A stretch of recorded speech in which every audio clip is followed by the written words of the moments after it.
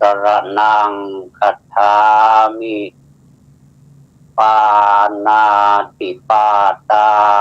เวระมณีสิกขาปะทังสมาธิยามิปะทินนาทานาเวระมณีสิกขาปะทังสมาธิยามิสาเมสุมิชฌาจาราเวระมณีสิกขาปะทังสมาธิยามิมุสาวาทาเวระมณีสิกขาปะทังสมาธิยามิสุราเมรยะมัชฌะปมาทฐานาเวระมณีสิกขาปะทังสมาธิยามิอิมานิปัญจสิกขาปทานิสีเลนะสุขติยันติสีเลนะโภคสัมปทาสีเลนะนิพุตติยันติตัสสมาสีลังวิโสทะเยนะโมตัสสะภะคะวะโตอะระหะโตสัมมาสัมพุทธัสสะนะโมตัสสะภะคะวะโตอะระหะโตสัมมาสัมพุทธัสสะนะโมตัสสะภะคะวะโตอะระหะโตสัมมาสัมพุทธัสสะอัตเนติกาลาตระยันติรัตติโยวะโยปุนาอนุปุพังจหันติณบัดนี้จะรับประทานแสดงพระธรรมเทศนาในวยกถาเพื่อเป็นเครื่องประคับประคองฉลองศรัทธาประดับปัญญาบารมีอนุโมทนากุศลบุญญาราศีของญาติโยมพุทธศาสนิกชนทั้งหลายผู้ขวัญขวายมาบำเพ็ญบุญบำเพ็ญกุศลในวันนี้โปรดทำกายใจให้เป็นปกติสบายญาติโยมทั้งหลายระยะการของมนุษย์ในระหว่างเกิดและดับนั้นท่านปันเป็น3 ปูนคำว่าปูนก็คือวัยก็คือปูนคนสมัยก่อนชอบเรียกว่าปูนไม่ใช่ปูนที่เขาเอามาก่อสร้างไม่ใช่ปูนกินกับหมากไม่ใช่นะวัยก็คือปูนก็คือวัยต้นเรียกว่าปฐมวัยปฐมะก็แรกคือวัยแรกวัยกลางเรียกว่ามัชฌิมวัยวัยหลังเรียกว่าปัจฉิมวัยการแห่งชีวิตของมนุษย์ทั้งหลายในบัดนี้สั้นผู้ใดเป็นผู้อยู่ยืนผู้นั้นก็เป็นผู้อยู่ประมาณ100 ปีเกินนั้นก็มีบ้างเพราะเหตุนั้นถ้าผู้มีพระภาคเจ้าจึงตรัสว่าดูก่อนภิกษุทั้งหลายอายุของมนุษย์นี้น้อยนักสัมปรายภพคือภพหน้าก็คือชาติหน้านั่นแหละก็ต้องไป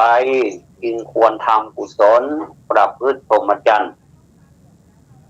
ความไม่ตายของสัตว์ผู้เกิดแล้วไม่มีหรอกดูก่อนภิกษุทั้งหลายผู้ใดเป็นอยู่ยืน ผู้นั้นก็เป็นอยู่สัก100 ปีเกินนั้นก็มีบ้างแต่น้อยท่านแบ่งวัยละเท่ากันเอา100 ปีเป็นเกณฑ์ด้วยการเพ่งสังขารคือมนุษย์มนุษย์นี่แหละเป็นตัวเพ่งปฐมวัยมีระยะไม่เกิน25 ปีมัชฌิมวัย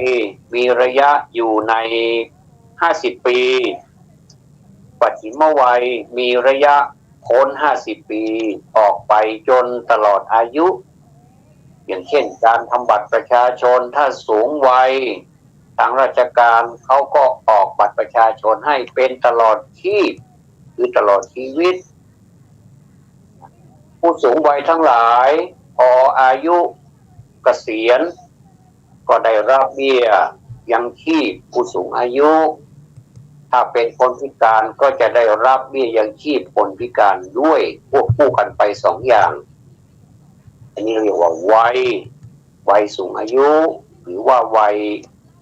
ปลายทางหรือว่าวัยหลังส่วนประเพณีกำหนดอภิรักขิตการเป็นผู้ใหญ่ก็มีนะเมื่อก่อนนี้เขามีกำหนดอภิรักขิตการเป็นผู้ใหญ่ถ้ามีอายุครบ30 ปีแล้วเขาทำกันและเป็นผู้ชราก็มีในเมื่ออายุครบ60 ปีแล้วก็เป็นฐานะเครื่องกำหนดวัยได้เหมือนกันความแปรของสังขารผ่านวัยทั้ง3นั้นท่านเปรียบด้วยการเดินข้ามสะพานสูงขึ้นแล้วก็ราบลงแล้วก็ต่ำลงแต่ถ้าผ่านไปไม่ได้ตลอดทุกคนโดยมากย่อมดับเสียในระหว่าง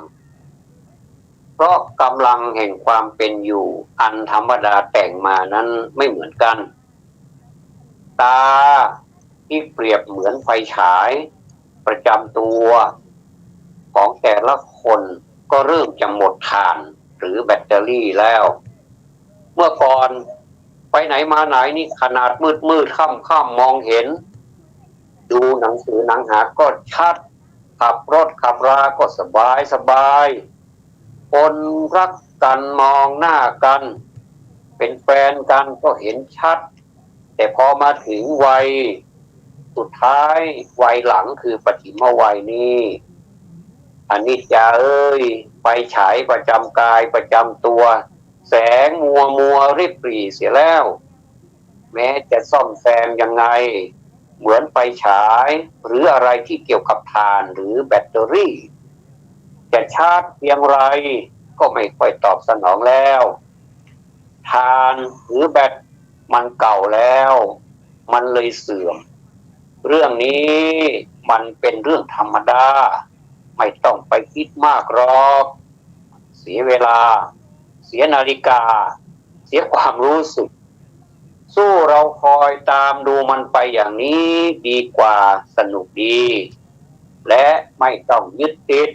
อันเป็นเครื่องกังวลว้าวุ่นคุ้นคิดเสียจิตประสาทเปล่าๆอันนี้แหละเป็นเรื่องธรรมดาของสังขารแต่งให้มากล่าวคือว่าอายุย่อมไม่เสมอกันเปรียบเหมือนกำลังที่เกิดจากการปั่นของลูกข่างหลายท่านรู้ดีว่าลูกข่างมันมีลักษณะอย่างไรเวลาเราเล่นลูกข่างเราก็จะปั่นนานบ้างไม่นานบ้างแล้วแต่คนปั่นแล้วแต่เขาเรียกว่าแล้วแต่ปัจจัยของคนปั่นแล้วก็ยังถูกปัจจัยภายนอกที่สนับสนุนหรือตัดรอนอีกต่อไปขอเชิญท่านเจอกับตาวิเศษ3 ตาคือคนเรานี่นะหรือสัตว์โลกเนี่ยมันจะประกอบไปด้วยตาวิเศษ3 ตาไม่ใครทั้งนั้นไม่ว่าสังขารเป็นอุปาทินกสังขารหรืออนุปาทินกสังขารก็ตามเรียกว่ามีตาวิเศษ3 ตาก็คืออนิจจตาทุกขตาและอนัตตา อนิจจตาความเป็นของไม่เที่ยงไปอีกทางอันเป็นอย่างสุขุมย่อมกำหนดเห็นความแปรของสังขารในชั่วขณะหนึ่งคือไปคงมันไม่คงที่มันจะไปตามเรื่องตามราวของมันไม่คงที่แล้วก็ไม่อยู่นานด้วยอาตมาเริ่มเทศเวลา9:02 นาทีแต่ขณะนี้เวลาล่วงมาแล้วเกือบ20 นาทีเป็นเวลา9:19หรือ20 นาทีเนี่ย20 นาทีอย่างนี้ก็คือความไม่เที่ยงของสังขารบางคนเอามาล้อว่ามันยังมีอยู่นะคำว่าเที่ยงนะพระพุทธเจ้าพูดไปเรื่อยเปื่อยมียังไงเหรอก็คือ12 นาฬิกาไงหรือเรียกว่าเที่ยงวัน24 นาฬิกาที่เรียกกันว่าเที่ยงคืนนั่นไงก็ถูกของคุณนะแต่มันเป็นสมมุติเรื่องเวลาคือให้มนุษย์เรานี่รู้เวลาเท่านั้นเองส่วนสัตว์มันไม่เคยดูนาฬิกาหรอกแต่มันใช้เพียงสัญชาตญาณมันก็รู้ในหลายๆอย่างมันยังฉลาดมันยังมีจิตสำนึกโดยจิตสำนึกของมันนี่เป็นสัญชาตญาณเช่นใครรักใครชังมันรู้สึกหนาวร้อนหิวกระหายกลัวกล้าดุดันน่ารักน่าเกลียดก็มีคล้ายๆกับมนุษย์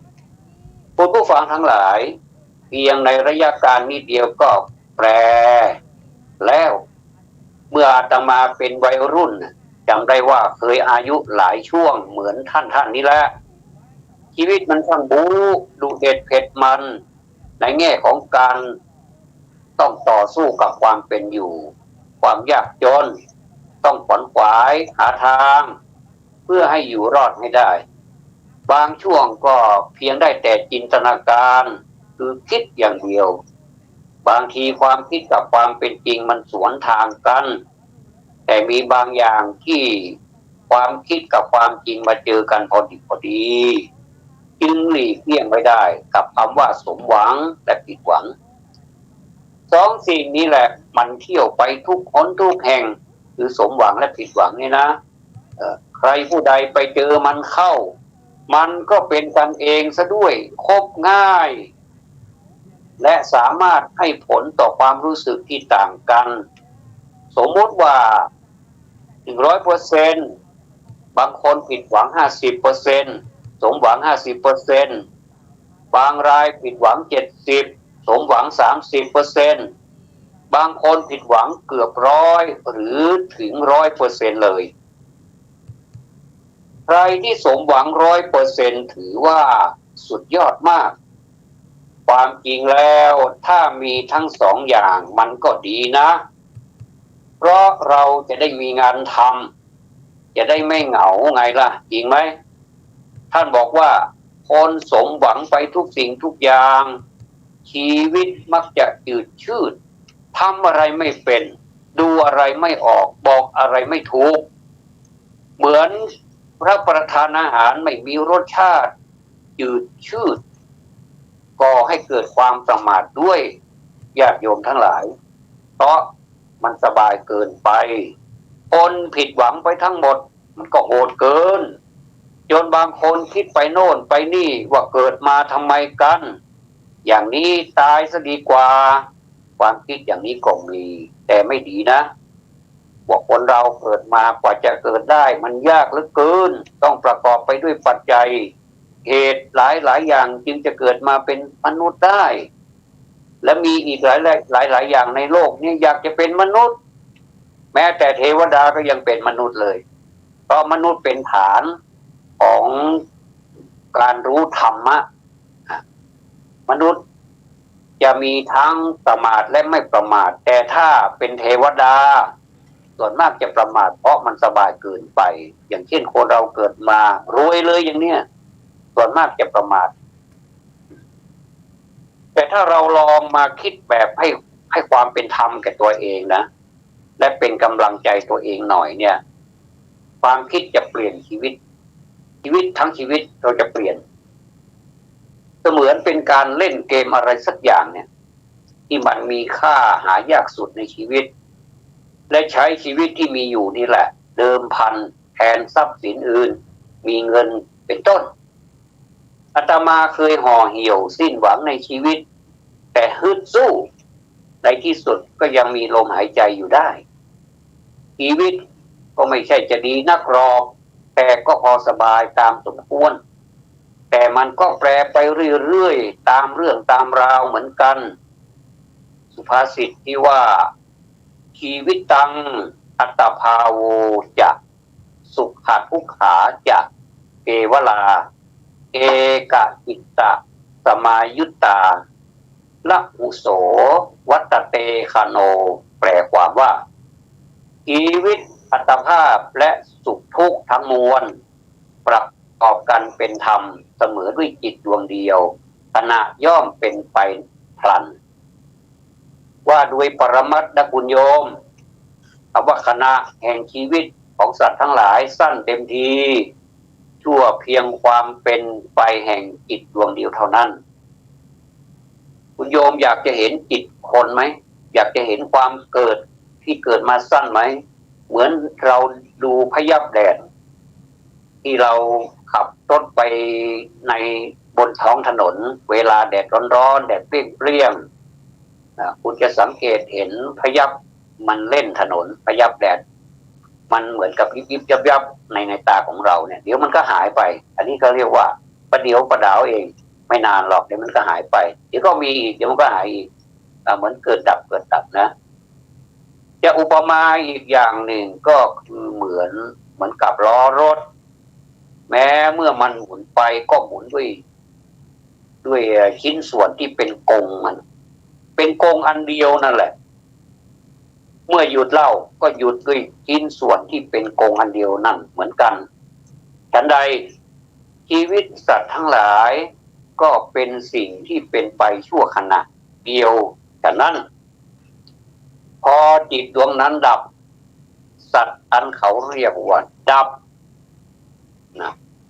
ความแปรเร็วในข้อนี้ย่อมกำหนดข้อความในนามกายคือจิตบางขณะย่อมขุ่นมัวญาติโยมก็ตั้งใจฟังให้ดีนะเพราะว่าอันนี้มันเป็นแนวของปรมัตถ์หน่อยเป็นวิชาการหน่อยมารวมกันเพื่อชี้ให้เห็นว่าจิตของเราเป็นอย่างนี้เป็นอย่างนั้นตัวของเราเป็นอย่างนี้เป็นอย่างนั้นถ้าจะเปรียบไปอีกอย่างนะก็เหมือนน้ำที่เต็มไปด้วยโคลนต้มนะจิตเนี่ยนะจิตที่มันขุ่นมัวเนี่ยเปรียบเหมือนน้ำที่เต็มไปด้วยโคลนต้มมันไม่ใสหรอกท่านสังเกตไหมเวลาน้ำท่วมเวลาน้ำท่วมน้ำป่าไหลหลากเนี่ยมันมาเนี่ยโอ้มันขุ่นบางขณะมันย่อมผ่องใสเหมือนน้ำในแก้วพร้อมที่จะดื่มแก้กระหายได้บางขณะนึกอารมณ์อย่างนี้เจตสิกมีนัยยะเช่นเดียวกันบางขณะเสวยสุขบางขณะเสวยทุกข์และบางขณะก็เสวยอุเบกขาหลายท่านนะถามว่าคำว่าเสวยนี่มันแปลว่าอะไรคนเรามักจะพูดกันเสวยนี่มักจะใช้กับคำราชาศัพท์เป็นของพระราชาความจริงคำว่าเสวยนี่เป็นคำสาธารณะทั่วไปอย่างคนในแถบล้านนา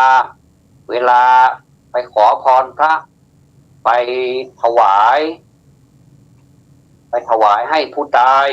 พระก็จะให้พรว่าขอให้เสวยความสุขพ้นจากความทุกข์เนี่ยเสวยไปรอดมาเจ้ากับไก่เป็นเท่าไงไปรอดมาขวายกับไก่เป็นแผ่นเสื้อแผ่นผ้าไปรอดเมื่อล่าของกับไก่เป็นข้าวทิพย์น้ำทิพย์สิประการของท่านผู้วายชนได้เสวยความสุขในสุคติยิ่งขึ้นไป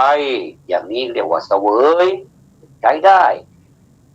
แม้แต่มะม่วงก็ยังชื่อว่าเขียวเสวยเลยอันนี้ไม่เกี่ยวนะเป็นชื่อเฉพาะเขียวเสวยบางคนก็บอกว่า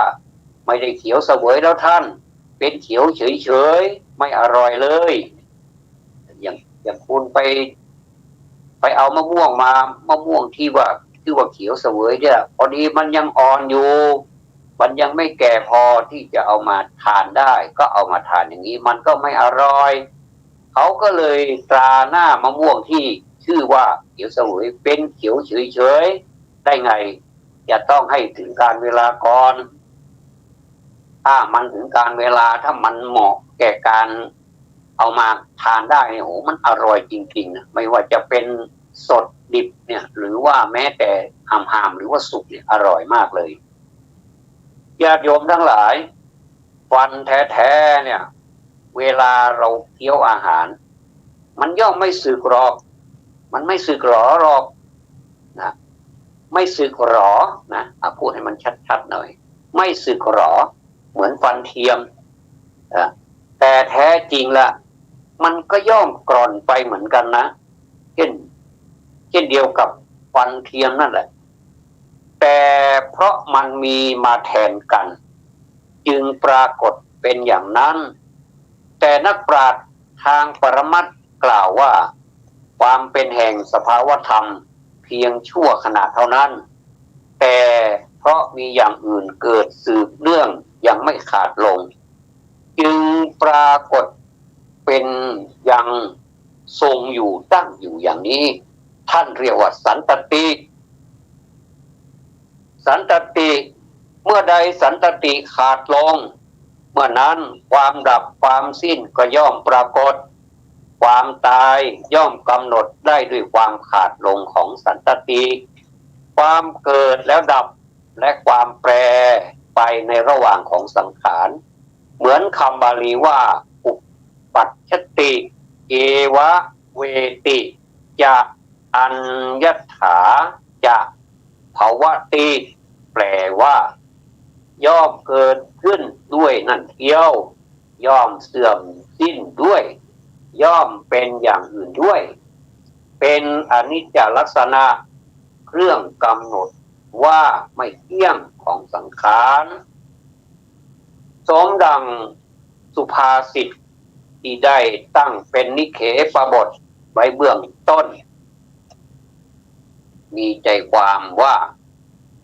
อัจเจนติกาลาตรยันติรัตติโยวโยคุณาอนุปุพังทะหันติการย่อมล่วงไปราตรีย่อมผ่านไปขั้นแห่งวัยย่อมละลำดับไปดังนี้ต่อไปเป็นตาวิเศษดวงที่หนึ่งอีกแล้วท่าน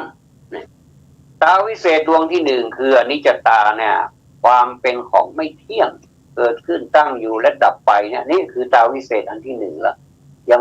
ไม่จบนะตาวิเศษอันดวงที่หนึ่งนี่เนี่ยและต่อไปจะเป็นตาวิเศษดวงที่สองก็คือทุกขตาทุกขตาความเป็นทุกข์ของสังขารทุกขตานะทุกขตาความเป็นทุกข์ของสังขารความเป็นทุกข์ของสังขารนี่ก็มีอยู่หลายประการประมาณ10ทุกข์ด้วยกันโอ้แค่2-3ข้อก็ตาเหลือกแล้วอันนี้เจอทั้ง10ข้อ10อย่างและไม่ซ้ำแบบกันอีกโอ้เจ็บปวดร้าวเหลือเกินนะจะมีประการที่หนึ่งก็คือสภาวะทุกข์สภาวะทุกข์นี่เป็นทุกข์ที่เกิดเป็นประจำนะคำว่าสภาวะนี่เป็นประจำทุกประจำก็คือเกิดคือชาตินั่นแหละชาติชรามรณะพยาธิเนี่ยเกิดแก่เจ็บตายเนี่ยเป็นสภาวะทุกข์ของทุกสิ่งสองปกิณกทุกข์ทุกจรนะทุกจรมันเป็นยังไงมันจรลีหรือจรกาไปไหนหรือมันก็ใช่นะสิก็คือทุกไม่อยู่กับร่องกับรอยทุกเคลื่อนไปเคลื่อนมาเดี๋ยวดีเดี๋ยวร้ายเดี๋ยวดีเดี๋ยวบ้าเดี๋ยวหัวเราะเดี๋ยวร้องไห้ ก็ได้แก่โศกะความโศกปริเทวะความร่ำไรทุกขะความทุกข์กายโทมนัสความทุกข์ใจอุปาญาตความคับแค้นใจเนี่ยทุกทั้งสองหมวดเนี่ยทั้งสองข้อเนี่ยคือสภาวะทุกข์และปัจจินกัตทุกข์นี่นะท่านแสดงไว้ในบาลีทั่วไปและในนิเทศแห่งทุกขอริยสัจแสดงทุกหมวดที่สองเพิ่มไปอีกก็คือเพิ่มอปีหิสัมปโยโคทุกโคประจวบด้วยคนหรือสิ่งอันไม่เป็นที่รักก็เป็นทุกข์อย่างเราทำวัดเช้าแปลนั่นแหละท่านปิเยหิวิปโยโคทุกโขรากจากคนหรือสิ่งอันเป็นที่รักก็เป็นทุกข์ทุกข์แน่นอนยำปิดฉังนรพติตัมปิทุกขัง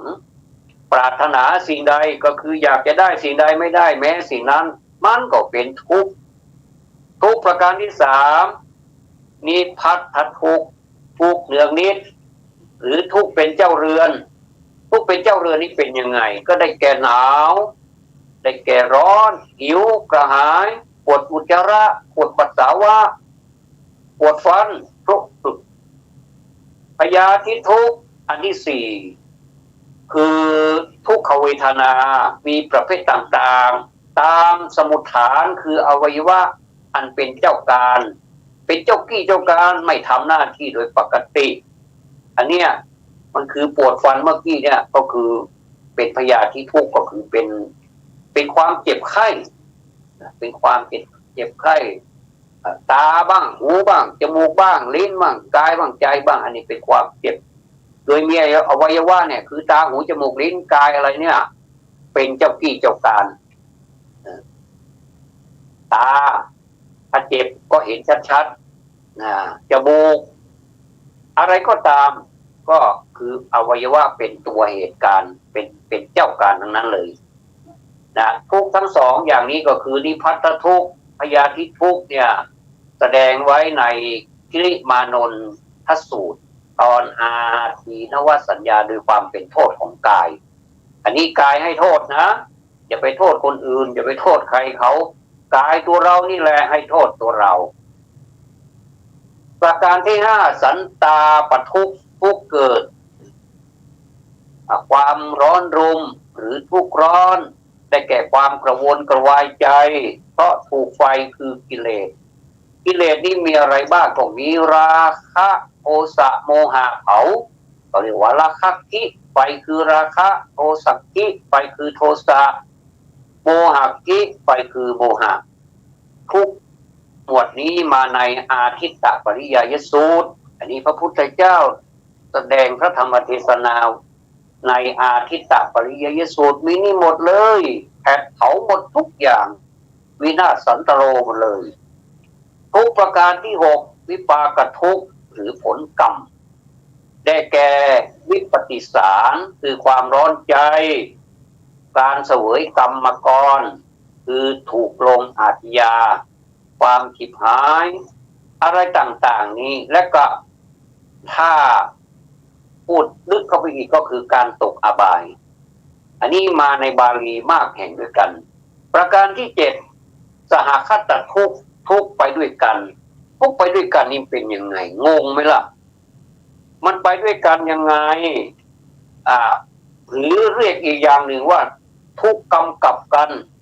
ได้แก่ทุกข์มีเนื่องมาจากลาภยศสรรเสริญสุขมีทุกข์ละอย่างคือเมื่อมีลาภได้แก่ทรัพย์สมบัติแล้วต้องคอยเฝ้าระมัดระวังรักษาเพื่อไม่ให้เสียหายจนไม่เป็นอันหลับอันนอนได้โดยปกติต้องเสียชีวิตในการป้องกันทรัพย์ก็มียศแล้วต้องเป็นอยู่ดีกว่าคนสามัญทั่วไปเขาเรียกว่าอยู่เติบภาษาเขาเล่นภาษาสำนวนว่าอยู่เติบกว่าคนสามัญต้องมีทรัพย์มากเป็นกำลังเพื่อใช้จ่ายเพราะธรรมดาคนมีทรัพย์มากก็ต้องใช้จ่ายในสังคมมากจะทำน้อยก็เสียหน้าอย่างเงี้ยมันมักหาได้ไม่พอใช้ต้องมีภาระมาก เวลาไม่เป็นของตนเองเป็นที่เกาะเกี่ยวข้องผู้อื่นจนรุงรังนุงนังเขาเรียกว่าลุงตุงนังกันไปหมดต้องพลอยสุขพลอยทุกข์ด้วยเขาเมื่อได้รับสรรเสริญคำสรรเสริญนี่ท่านทั้งหลายหวานเหลือเกินท่านเปรียบเสมือนดื่มเหล้าหวานเหล้าหวานนี่มันชวนให้เพลิดเพลินว่าไปว่าตนดีต้องมีสติระวังไม่ให้เมามีให้สติเผลอตัวมีสุขเป็นทางให้ปรารถนายิ่งขึ้นจึงยังไม่อิ่มเป็นอันไม่ได้สุขยิ่งประการที่8ทุกข์นะอาหารปริเยติทุกข์คือทุกข์ในการหากินทุกข์ในการหากินนี่เห็นกันชัดๆเลยทำมาหากินก็คือเหลือเกินในยุคข้าวยากหมากแพงข้าวมันยากและหมากมันจะแพงไม่แพงก็แล้วแต่เรื่องของหมากเถอะแต่ข้าวยากข้าวแพงนี่อันนี้เรื่องใหญ่เรื่องกินไม่ใช่เรื่องใหญ่แต่เรื่องไม่มีกินนี่ใหญ่กว่าเขาเรียกว่าอย่างนั้นเนี่ยความทุกข์ในการหากินเนี่ยได้แก่อาชีวทุกข์อาชีวะก็คืออาชีพทุกข์ในการทำมาหาเลี้ยงชีพของตนคือทุกข์เนื่องด้วยการเลี้ยงชีวิตทุกชนิดนี้นะคุณแสดงไว้ในบาลีโดยเป็นสังเวควัตถุคือวัตถุให้เกิดความสังเวชประการหนึ่งนะบางทีเราผิดหวังจากการค้าขายบางทำธุรกิจอะไรเนี่ยมันผิดหวังเราก็มานั่งสังเวชนั่งโปรงซะไม่จำเนียนอย่างเนี้ยประการที่9วิวาทะมูลกัตทุกข์คือทุกข์มีวิวาทเป็นมูลมันเป็นยังไงได้แก่ความไม่โปร่งใจความกลัวแพ้ความหวาดหวั่นมีเนื่องมาจากทะเลาะกันก็ดีสู้คดีกันก็ดีรบกันก็ดีเนี่ยวุ่นวายไปหมดเลยประการที่10ประการสุดท้าย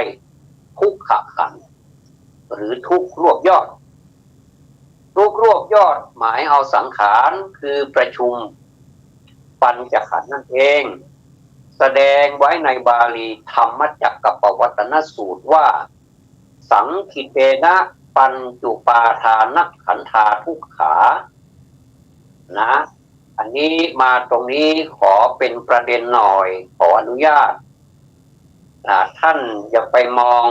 บาลีนี้เป็นปัจจุปาทานขันธาทุกขาความหมายก็จะเปลี่ยนไปเลยสังคิเตนะปัญจุไม่ใช่ปัจจุนะถ้ามันผิดเราก็ไปแก้ไขซะมันก็จะถูกแล้วเราก็จะได้เกิดปัญญาจากการสวดนั้นทีนี้ถ้าเราสวดเฉยๆสังคิเตนะปัญจุปาทานขันธาทุกขานี่แปลไม่แปล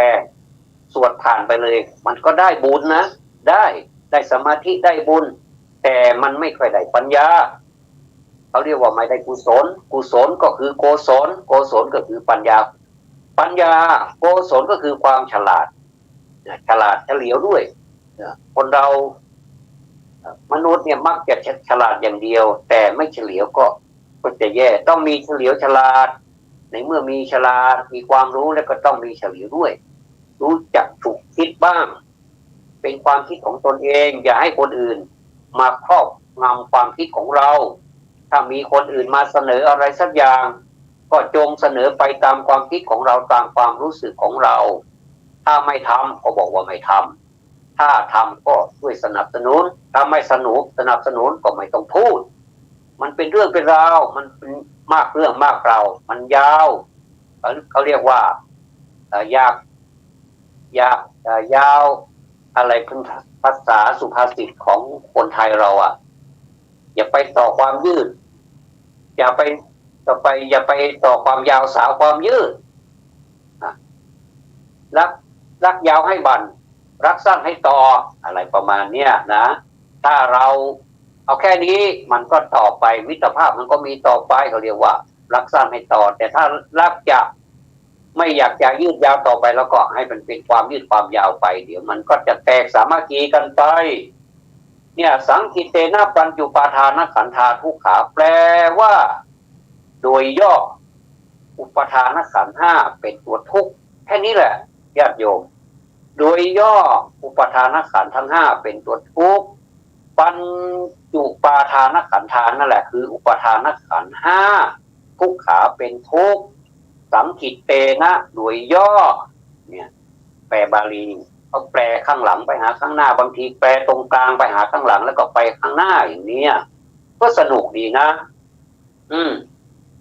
แสดงไว้ในบาลีปฏิจจสมุปบาทว่าเอวะเมตัสสะเอวะรัสสะทุกขขันธัสสะสมุทัยโยโหติทำไมอาตมาถึงเรียกว่าสมุทัยโยเพราะคำบาลีไม่ใช้เหมือนภาษาไทยถ้าสมุก็คือสมุไม่ใช่สมุสมุอย่างสิริก็คือสิริถ้าเรานี่สิริถ้าเป็นบาลีเป็นสิริเป็นต้นสมุทัยโยโหติแปลว่าความเกิดขึ้นแห่งกองทุกข์ทั้งมวลนั่นย่อมมีอย่างนี้ดังนี้ต่อไปเป็นตาวิเศษดวงที่สามตาวิเศษดวงที่สามนี้นะก็อัตตวาทุปาทานบางท่านถืออัตตวาทุปาทานก็คือการถือมั่นวาทะว่าตนอัตตะก็คือตนวาทะก็คือคำพูดอุปทานก็คือการถือมั่นการถือเอาการยึดถือก็คือความยึดถือสำคัญมั่นหมายว่านั่นนี่เป็นตัวตนเห็นมองเบญจขันธ์เป็นอัตตาก็คือความเป็นตัวเป็นตนอย่างหยาบขึ้นมาก็เช่นถือมั่นหมายว่านี่เรานั่นของเราจนเป็นเหตุแบ่งแยกเป็นพวกเราพวกเขา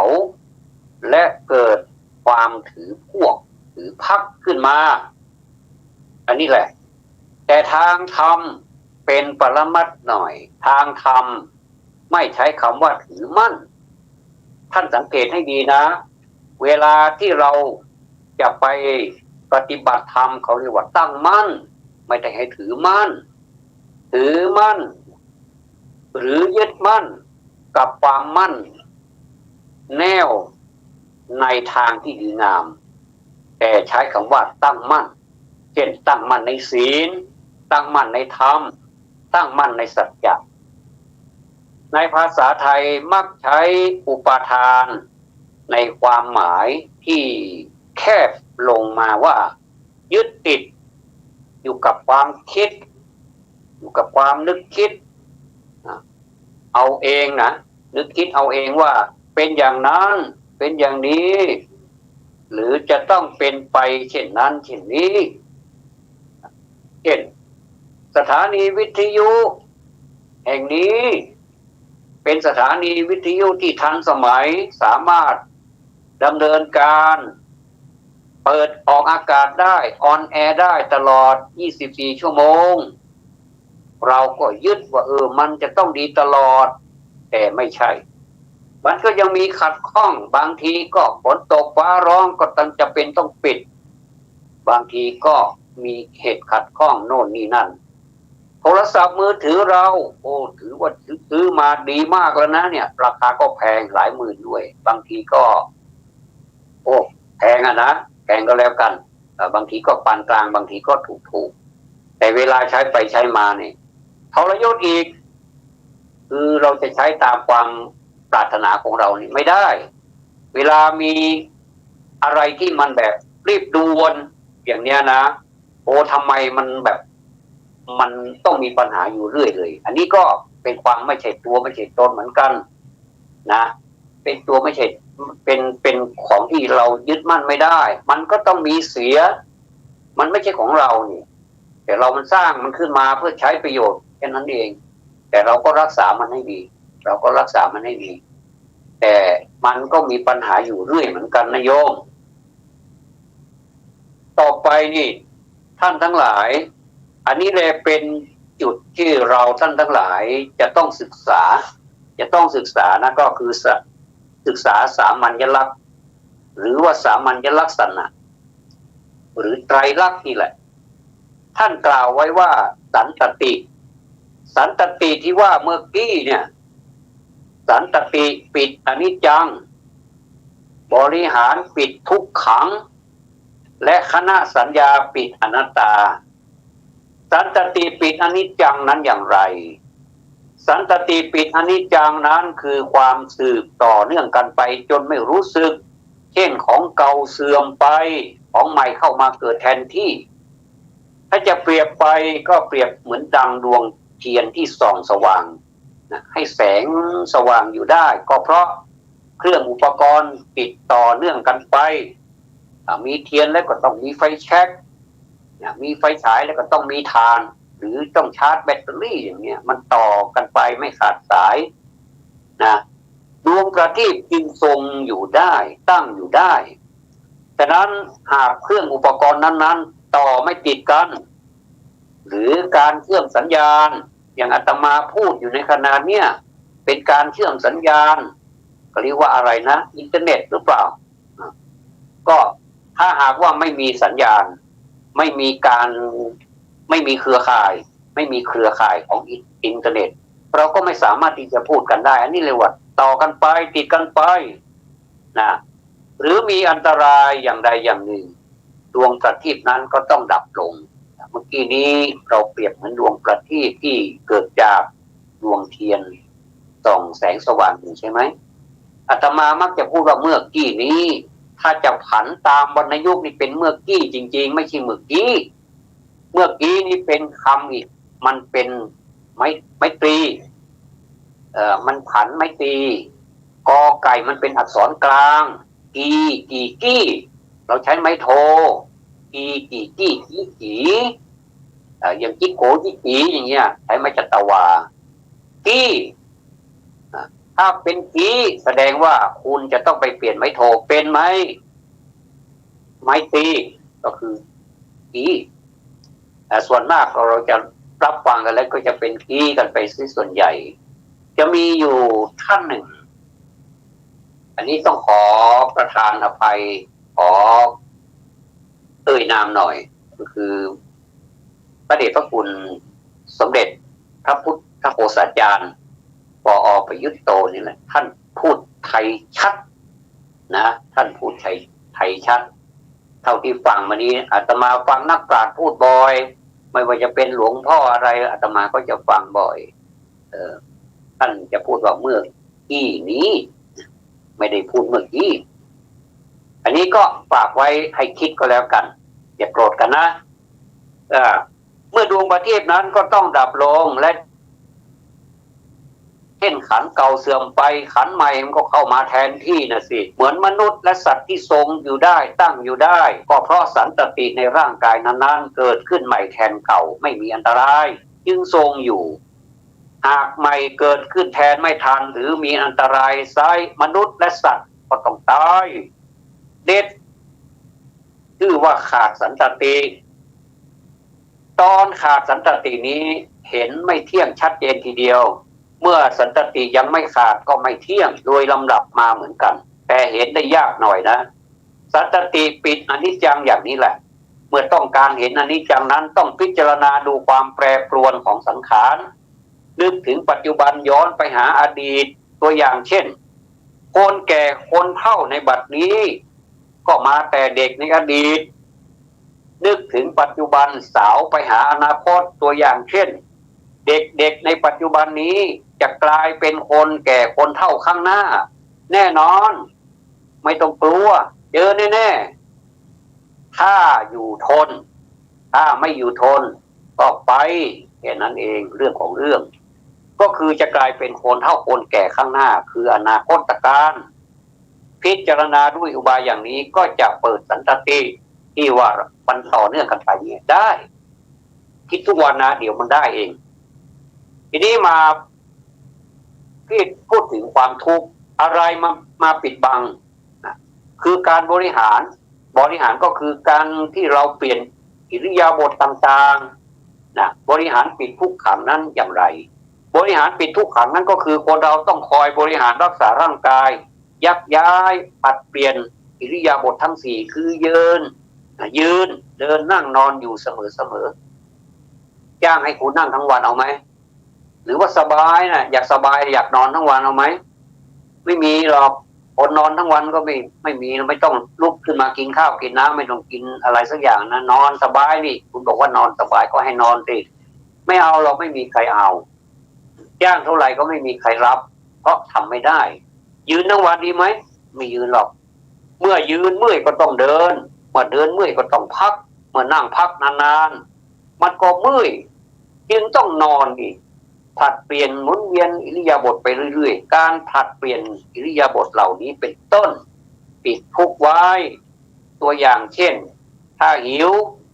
ไม่ทานอาหารไม่ทานข้าวปวดอุจจาระปัสสาวะไม่ถ่ายออกมันก็จุกนะสิเมื่อยล้าร่างกายไม่ผลัดเปลี่ยนอิริยาบถจะเห็นว่าเป็นทุกข์มากเพราะการบริหารรักษาที่เราทำกันอยู่โดยธรรมดานั่นเอง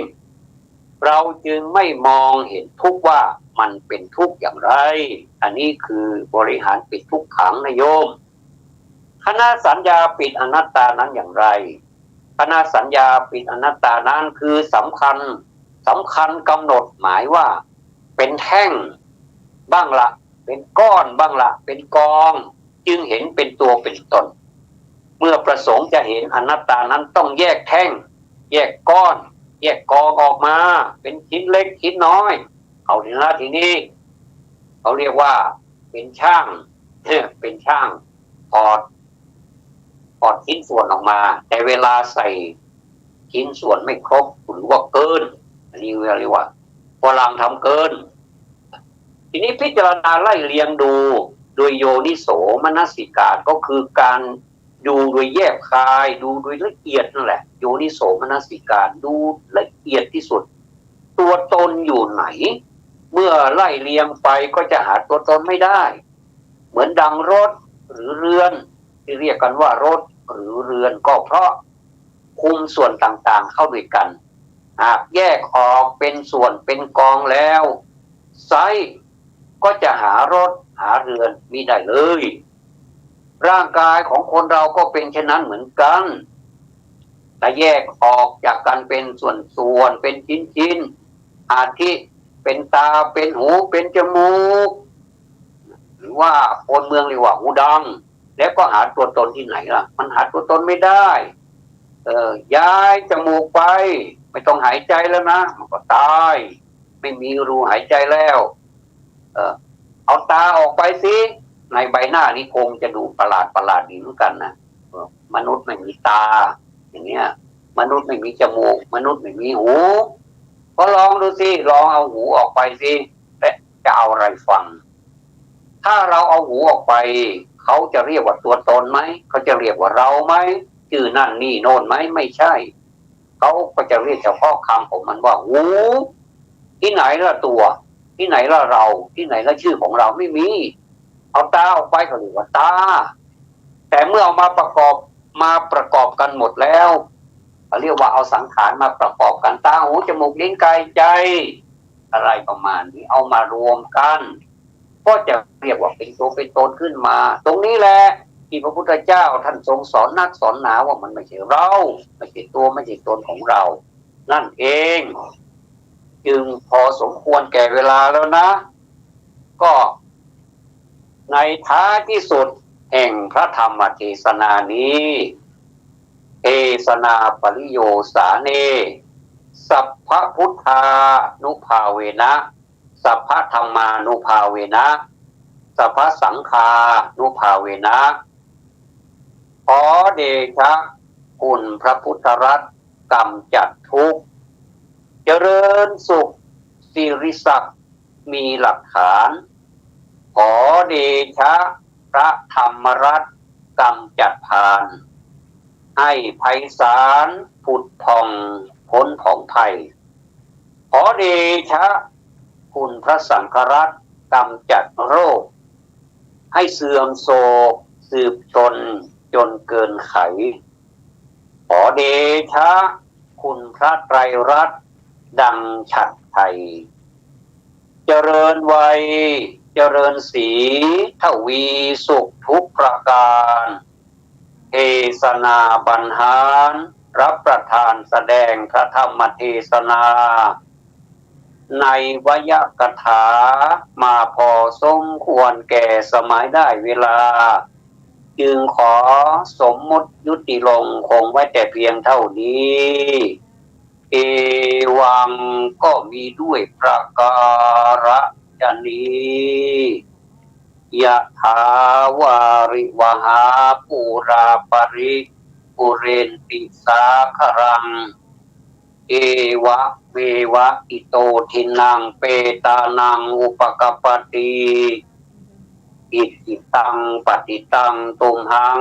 อิปะเมวัสมิชตุสัพเพปูเรนตุสังกปาจันโทปนรโสยถามณิโชติรโสยถาสัพพิติโยวิวัชชันตุสัพพโรโควินัสตุมาเตภวัตวันตรายโยสุขีทีคายุโกภวะอภิวาทนาสีลิสะนิจจังวุธาปัจจายโนจัตตารโอธรรมาวัฏอันติอายุวันโนสุขังพลัง